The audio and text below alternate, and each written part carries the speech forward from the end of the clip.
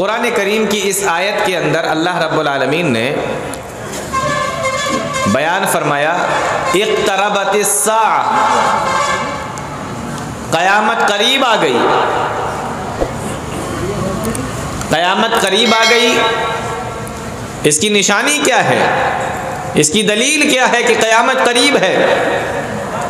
आगे अल्लाह रब्बुल आलमीन ने फरमाया वन्शक़्क़ल क़मर, चाँद फट गया। हम और आप लोग ये जो चाँद देखते हैं, ये चाँद एक मौका ऐसा आ चुका है कि ये दो टुकड़े हो चुका है। और ऐसा भी सुनने में आया कि जब साइंटिस्ट चाँद पर गए तो उन्होंने वहाँ एक ऐसी लाइन चाँद के ऊपर और ऐसी लकीर चाँद के ऊपर देखी जिससे ये अंदाज़ा हो रहा था कि शायद किसी मौके पर ये चाँद यहाँ से फट जाएगा या ये चाँद फटा होगा, यहाँ से दो हिस्सों में बट जाएगा।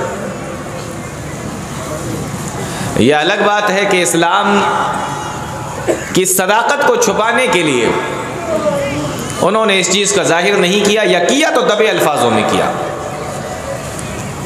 तो क़यामत की पहली निशानी अल्लाह रब्बुल आलमीन ने जो इस आयत के अंदर बयान फरमाई वो क्या है कि चाँद, बोलो मेरी बात समझ में आ रही ना आप लोगों के? समझने में कोई दिक्कत तो नहीं हो रही है? कितने लोगों की समझ में नहीं आ रही, ज़रा हाथ उठाइए। सबकी समझ में आ रही है? तो क़यामत की पहली निशानी यह है इस आयत के अंदर जो बताई गई कि चाँद फट जाएगा। और आपको शायद मालूम हो कि चाँद फट चुका है। ये क़यामत की उस टाइम की बात नहीं चल रही है जब चाँद, सितारे, सूरज, ज़मीन, आसमान, पहाड़, दरिंदे परिंदे सारे के सारे तबाह हो बर्बाद हो जाएंगे। उस टाइम की बात नहीं चल रही। अगर ये उस टाइम की बात होती तो चाँद को अलग से जिक्र करने की कोई ज़रूरत ही नहीं थी। पता ये चला कि क़यामत से पहले क़यामत की निशानी के तौर पर एक वक्त ऐसा आएगा कि चाँद दो टुकड़े हो जाएगा। सीरत की किताबें उठाइए, हदीस की किताबें उठाइए, बुखारी की रिवायत है। आधी रात है, प्यारे नबी सल्लल्लाहु अलैहि वसल्लम मिना के मैदान में हैं। मुशरिकीन मक्का, सरदारान मक्का प्यारे नबी के पास में पहुंचे और जाकर कहने लगे ए मोहम्मद, बोलो सल्लल्लाहु अलैहि वसल्लम, अगर तुम मेरा एक मुतालबा मान लो, मेरी एक बात मान लो, तो हम तुम्हें अल्लाह का नबी मान लेंगे, तुम्हें रसूल मान लेंगे, तुम्हें नबी मान लेंगे। प्यारे नबी ने कहा बताओ। कहा ये जो आसमान पे चांद देख रहे हो, चांद आसमान पे चमक रहा है, आधी रात का वक्त है, मिना का मैदान है और प्यारे नबी सल्लल्लाहु अलैहि वसल्लम से मुतालबा किया जा रहा है। ये चांद जो तुम देख रहे हो, अगर इसको अभी हमारे सामने दो टुकड़े कर दोगे, दो हिस्सों में बांट दोगे, तो हम तुम्हें नबी मान लेंगे, हम तुम्हें रसूल मान लेंगे, हमारा तुम्हारा झगड़ा खत्म हो जाएगा। और नबी की तो ये ख्वाहिश रहती थी हमेशा कि लोग ईमान ले आएं किसी तरीके से, ज़्यादा से ज़्यादा ईमान ले आएं। अल्लाह से दुआ की, ऐ अल्लाह इस मुतालबे को पूरा फरमा दे। हदीसों के अंदर आया अल्लाह रब्बुल आलमीन ने चांद के दो टुकड़े कर दिए। सहाबे रसूल बयान फरमाते हैं चांद का एक टुकड़ा इस पहाड़ की इस तरफ था और चांद का दूसरा टुकड़ा पहाड़ के इस तरफ था और बीच में पहाड़ नजर आ रहा था। चांद दो हिस्सों में बट गया। अब तो ईमान ले आना चाहिए था ना, लेकिन ईमान नहीं लाए। और जानते हो क्या कहा?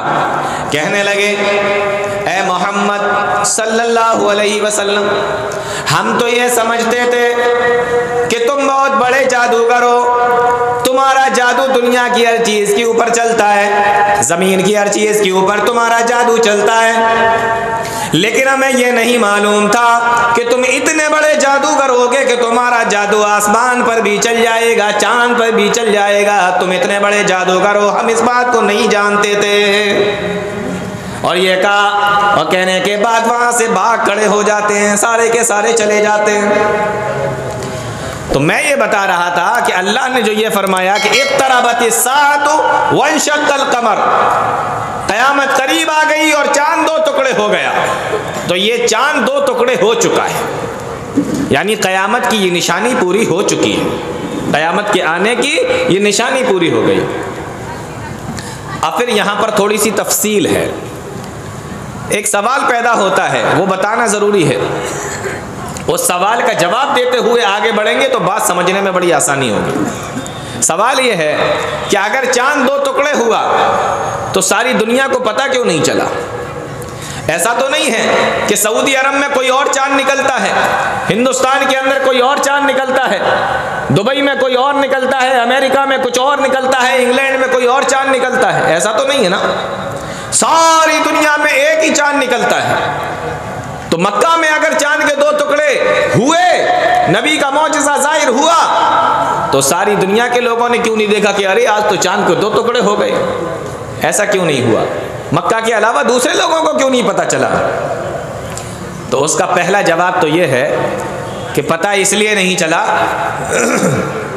क्योंकि जब आधी दुनिया के अंदर रात होती है तो आधी दुनिया के अंदर दिन होता है। तो जब आधी दुनिया के अंदर दिन था तो वहां चांद नहीं सूरज निकला हुआ था। बात समझ में आ रही? तो आधी दुनिया में जब चांद नहीं सूरज निकला हुआ है तो आधी दुनिया वालों को नहीं पता चला कि चांद के साथ में क्या मामला हो रहा है। तो अब फिर एतराज है कि पूरी दुनिया को अगर नहीं पता चला तो आधी दुनिया को पता चल जाता, जहां पर चांद निकला हुआ था उनको पता चल जाता।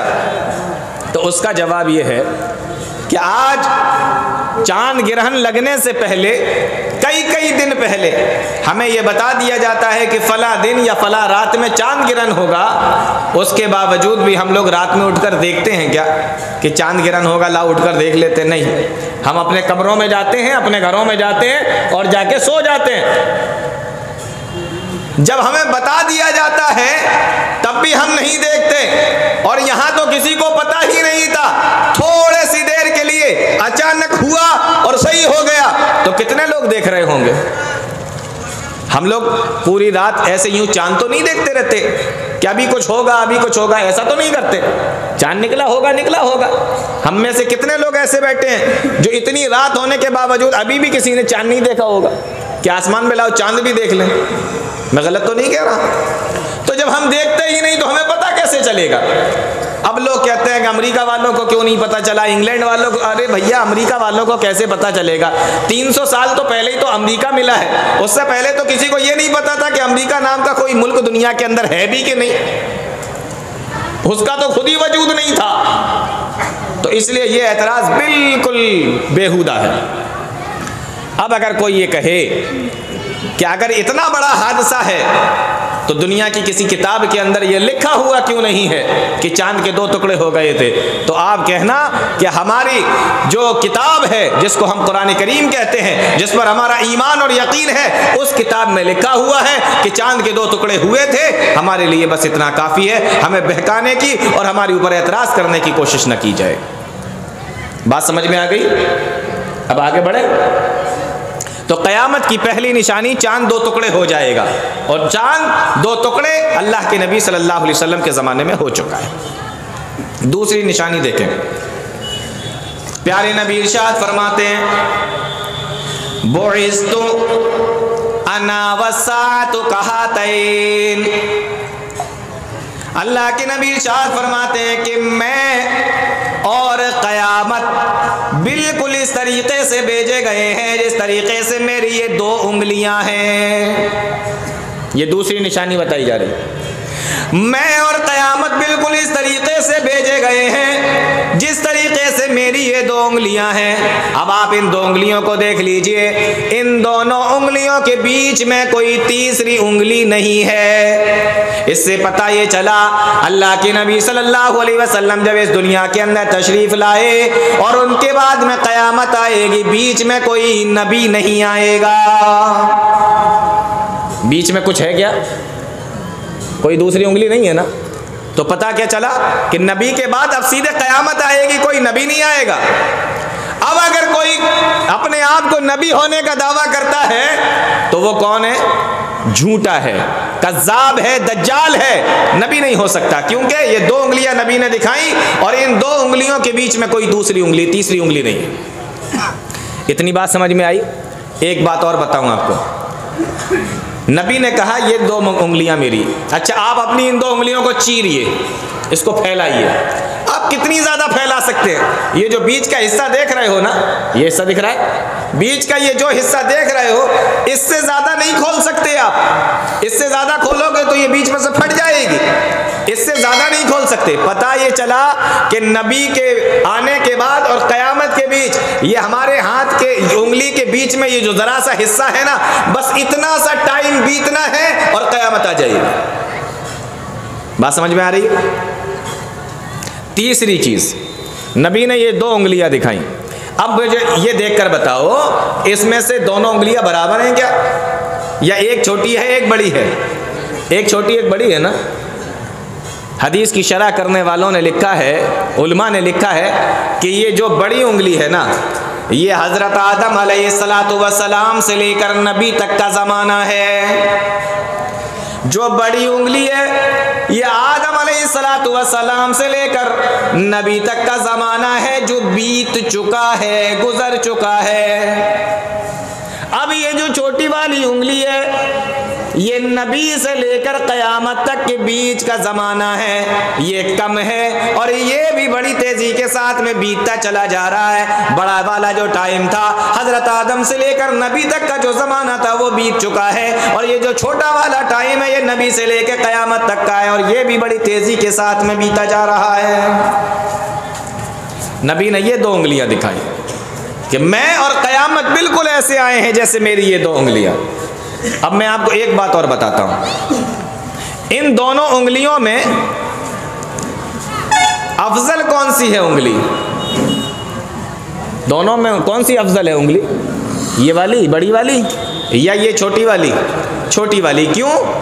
क्योंकि नमाज में हम लोग इससे क्या करते हैं? इशारा करते हैं। हम लोग इसको तशहुद की उंगली भी बोलते हैं।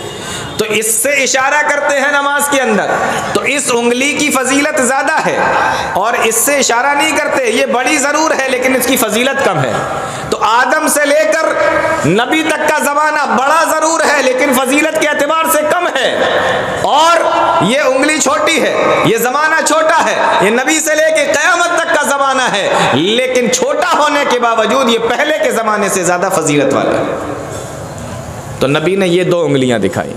क़यामत की दूसरी निशानी, नबी करीम सल्लल्लाहु अलैहि वसल्लम फरमाते हैं, बुइस्तु अना वस्साअतु कहातैन, मैं और क़यामत बिल्कुल ऐसे भेजे गए हैं जैसे ये दो उंगलियां। अब बताओ इन दो उंगलियों के बीच में कितनी दूरी है? नबी करीम सल्लल्लाहु अलैहि वसल्लम इस दुनिया के अंदर आए और आप चले गए, अब सीधे क़यामत आने वाली, टाइम ज़्यादा नहीं बचा। एक और चीज़ बताऊँ, एक मरतबा इंसान की शक्ल में हज़रत जिब्रील अमीन अल्लाह के नबी सल्लल्लाहु अलैहि वसल्लम के पास आए, और नबी करीम सल्लल्लाहु अलैहि वसल्लम के पास में आकर उन्होंने चंद सवाल किए। हदीस बड़ी लंबी है, मैं आपको मुख्तसर तौर पे सिर्फ वो बात बताऊंगा जो मुझे आज बताना है। कहा अल्लाह के नबी, मुझे बताइए ईमान किसको कहते हैं, मुझे बताइए इस्लाम किसको कहते हैं, मुझे बताइए एहसान किसको कहते हैं। नबी ने उनके सवालों का जवाब दे दिया। चौथा सवाल पूछा, अल्लाह के नबी मुझे ये बताइए कि क़यामत कब आएगी। नबी ने कहा, मल मसऊलु अन्हा बिअअलम मिनस साइल, वो पूछने वाले जितना क़यामत के बारे में तुझे इल्म है उतना ही मुझे इल्म है। अल्लाह के अलावा कोई नहीं जानता कि क़यामत कब आएगी। ला युजल्लीहा लिवक्तिहा इल्ला हु, अल्लाह के अलावा कोई दूसरा नहीं जानता कि क़यामत कब आएगी। हमें भी नहीं मालूम, तुम्हें भी नहीं मालूम। जिब्रील अमीन ने सवाल किया, अल्लाह के नबी अगर क़यामत का इल्म, क़यामत कब आएगी इसका इल्म नहीं है, तो आप मुझे ये बता दीजिए कि क़यामत की निशानियाँ क्या हैं, क़यामत आने की निशानियाँ क्या हैं, कैसे पता चलेगा कि क़यामत आने वाली है। प्यारे नबी सल्लल्लाहु अलैहि वसल्लम ने इरशाद फरमाया, देखो क़यामत की निशानियाँ बता रहे हैं। आपने फरमाया अंतलिदल अमतु रब्बतहा, क़यामत की पहली निशानी ये है कि लौंडी अपने मालिक को पैदा करेगी, अपने मालिक को जनेगी। को समझ में आया? नहीं समझ में आया होगा। इसका आसान सा मफ़हूम ये समझ लो, नबी ने पहली निशानी